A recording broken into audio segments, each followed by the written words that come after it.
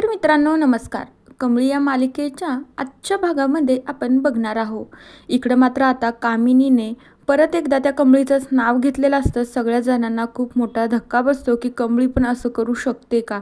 तर पोलिसांना खात्री पटून जाते की कामिनीने नाव घेतलं म्हणल्याच्या नंतर हे सगळं अपघात कमळीनेच घडून आणलेलं आहे.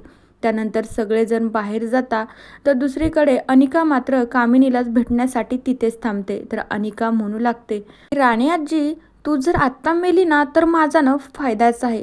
बघ ना बरं, ते कमळीला ना लाईफ टाईमसाठी जेलमध्येच राहावं लागेल आणि तू पण मरून जाशील. बघ ना, माझा दोन्ही साईडनं पण फायदाच आहे. त्याच्यामुळे मी तुला आत्ता पण मारू शकते बरं का. आणि मग त्यानंतर ते ऑक्सिजनचा मास्क अनिका कामिनीच्या तोंडावरून परत एकदा साईड होते. तर त्यावेळी कामिनीला खूप त्रास होत असतो. तर अनिका म्हणू लागते, पण मी तसं अजिबात करणार नाहीये.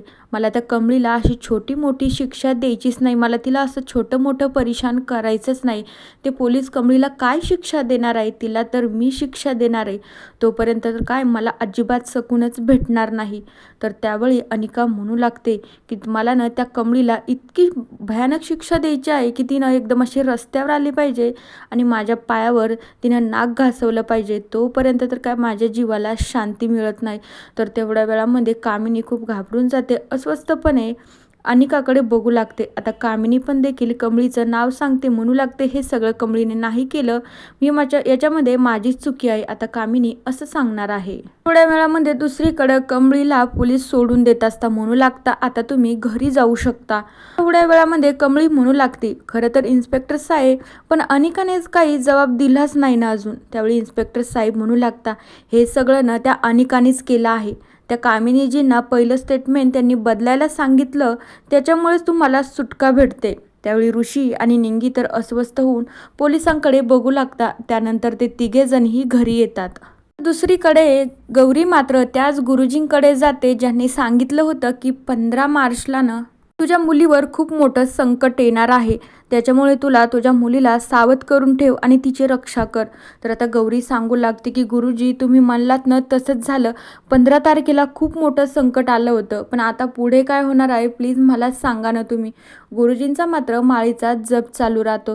दुसरीकडे कमळी घरी येते तर अन्नपूर्णा कमळीला मिठी मारते. राजन देखील तसंच करतो आणि अनिका तर काय पळतच येते, नाटक करत कमळीला मिठी मारते. कमळीला वाटत असतं की अनिका खूप सुधारली आहे, पण अनिकाचा हा सगळा प्लॅन आहे. तर त्यावेळी आता अनिका म्हणू लागते, बघ आता ही कमळी टमळी घरी आली ना, हिला बघ आता मी किती परेशान करते आणि किती मोठी शिक्षा देते.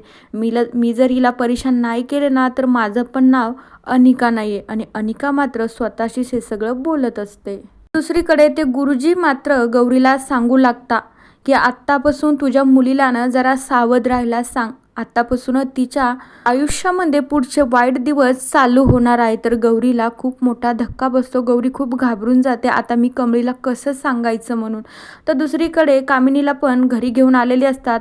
रागिनी आणि कामिनी घरी येतात तर अनिका तर काय डायरेक्टली आरतीचं ताट करते.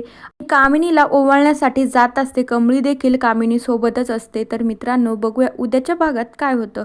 तोपर्यंत या मालिकेच्या पुढील भागांच्या अपडेट्ससाठी आपल्या चॅनलला सबस्क्राईब करा. So bye.